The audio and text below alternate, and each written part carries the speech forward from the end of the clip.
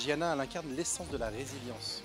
À travers son parcours de vie, riche en défis de réussite, elle est enseignante, autrice, conférencière, master coach en neurosciences. Elle s'est spécialisée dans l'expérience de la résilience à partager ses connaissances dans plus de 10 pays à travers le monde. Survivant de la guerre au Liban, Gianna a acquis une profonde compréhension de la valeur de la persévérance et de la force intérieure. Les épreuves qu'elle a surmontées pendant toutes ces années ont façonné sa personnalité et l'ont incité à poursuivre sa quête d'amélioration personnelle de croissance. En partageant son expertise, elle vous montrera comment la résilience peut transformer les défis en opportunités et ainsi inspirer un changement positif dans votre vie. Merci d'accueillir Gianna.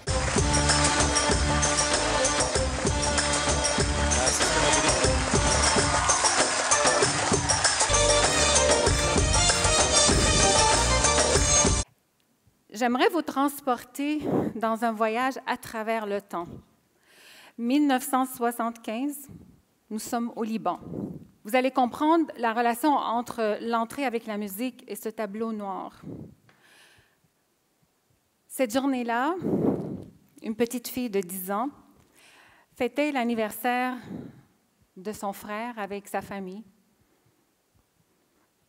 Sur la musique que vous venez d'entendre, elle était en train de danser. Elle était joyeuse, contente. Quand tout à coup, elle entendait « boum, boum, boum ». Et là, c'est la panique. La petite fille, elle a peur. Elle a une peur, une anxiété atroce. Elle a peur des explosions. Elle a peur des bombes. Elle a peur de perdre ses parents ou d'être tuée. On lui a dit que c'est juste une question d'heures ou de jours avant qu'elle puisse retourner à sa maison. Mais ce que cette fille-là ne savait pas, qu'elle n'allait jamais retourner à sa maison. La guerre a duré 15 ans et cette fille-là a vécu 10 ans dans la guerre. Elle n'avait plus accès ni à l'éducation, ni aux soins médicaux. Un jour, quelqu'un lui a proposé peut-être essayer un autre pays, un pays en paix. Je suis cette personne qui a quitté le Liban pour le Canada. Je ne savais pas parler français ni anglais et j'ai transporté dans mes bagages les séquelles de la guerre. Cauchemars, anxiété, dépression, manque de confiance. Je me suis retrouvée dans un pays à jouer le rôle de la victime et à blâmer tout le monde pour les obstacles auxquels je faisais face. La guerre nous touche physiquement, mais elle peut nous toucher encore plus profondément au niveau psychologique, laissant des cicatrices invisibles qui perdurent au-delà des combats. Ce n'était qu'après avoir été reçu en fait un diagnostic de troubles de stress post-traumatique que je me suis rendu compte que c'est à peu près temps que je m'approprie ma propre guérison et que je ne pouvais pas continuer à blâmer tout le monde pour ma douleur et que je suis responsable de mon bien-être physique, émotionnel, mental et spirituel et surtout que je devais continuer à avancer même si cela semblait difficile à l'époque. Et là, peut-être que vous allez me dire, bien, comment tu as fait? Eh bien, la résilience. Il ne faut pas attendre que le problème arrive pour qu'on dise « Ah, bien, on veut développer notre résilience. » Mais pourquoi pas ne pas se préparer à l'avance? Et c'est ce que je veux vous montrer aujourd'hui. Mais vous pouvez penser à la résilience comme, et là c'est mon premier cadeau pour vous, retenez ça parce qu'à la fin peut-être je vais vous demander si vous avez retenu les cadeaux que je vais vous offrir aujourd'hui. Pensez à la résilience comme à votre batterie interne. C'est une batterie interne où vous auriez stocké de l'énergie, okay? Batterie interne, où vous auriez stocké de l'énergie, et cette énergie-là est disponible pour vous quand vous en avez besoin. Cette énergie-là, et pas juste physiquement, mais mentalement, émotionnellement, elle est là.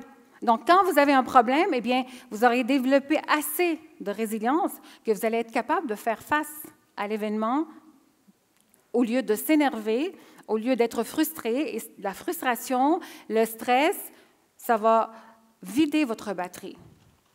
Donc, vous avez le choix à chaque matin, quand vous vous levez, vous avez une batterie, vous avez une énergie. Et c'est vous qui décidez comment vous voulez dépenser cette énergie-là. Le premier cadeau, c'est que la résilience, c'est une batterie.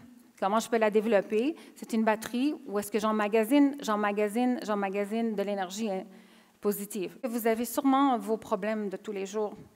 Okay? Vous avez vos petites bombes de tous les jours. Mais moi, les bombes, je les ai vues. Et je sais c'est quoi. Mais aujourd'hui, vous allez pouvoir vous libérer de ce poids en sachant comment gérer vos émotions, comment mieux performer, comment prendre des décisions réfléchies, et vous allez pouvoir cheminer d'une façon paisible dans la vie. La résilience, c'est cette force intérieure qui nous permet de traverser les tempêtes de la vie et de renaître plus fort que jamais. Ce n'est pas juste traverser les tempêtes, c'est de renaître plus fort que jamais. Vous savez, j'ai fait des choses pour y arriver sans me rendre compte de ce que je fais. On appelle ça les compétences inconnues parce que je ne savais pas que je cheminais vers la résilience. Et mon deuxième cadeau pour vous, c'est que la résilience, elle a 4 domaines. Et c'est important de performer dans chaque domaine parce que chaque domaine a des répercussions sur les autres. Alors, les 4 domaines sont la résilience physique, la résilience émotionnelle, la résilience mentale et la résilience spirituelle. Une des techniques que aussi j'ai été surprise de voir que hier, Kamel, il a proposé à ses participants avant la lecture, la cohérence cardiaque. Qu'est-ce que cette technique va vous faire? Vous allez être plus calme, vous allez avoir des pensées plus calmes, vous allez être capable de plus gérer vos émotions et, savez-vous quoi? Aussi, vos émotions négatives vont s'atténuer, ils vont avoir moins de carburant. D'accord? Et vous allez pouvoir avoir plus de contrôle sur votre émotion. Qu'est-ce que ça fait? Eh bien, ça va calmer votre système autonome nerveux et ça va équilibrer les 2 branches, sympathique et parasympathique, qui vont envoyer un message au cœur. Le cœur, en passant, il a des neurones, selon les études, et non pas juste le cerveau.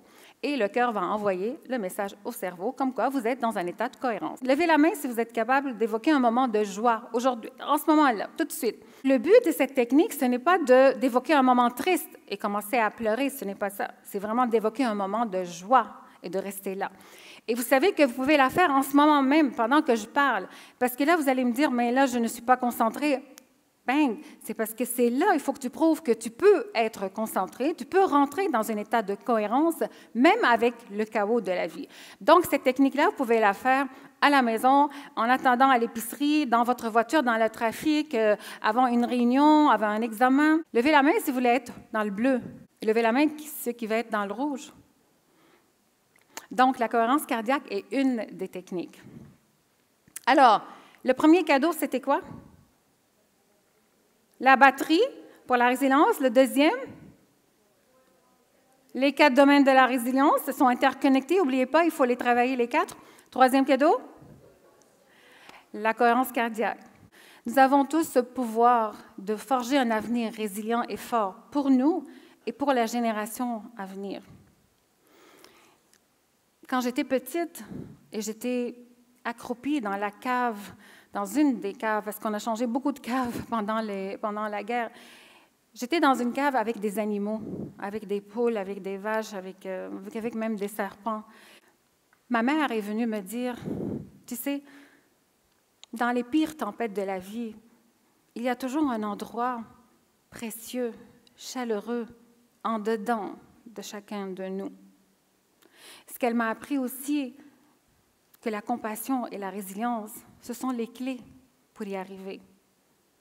Alors, ces enseignements précieux aujourd'hui, je les partage avec vous, afin que vous puissiez vous-même les appliquer dans votre propre vie, et pas juste ça, de tenir la main à quelqu'un qui en a besoin.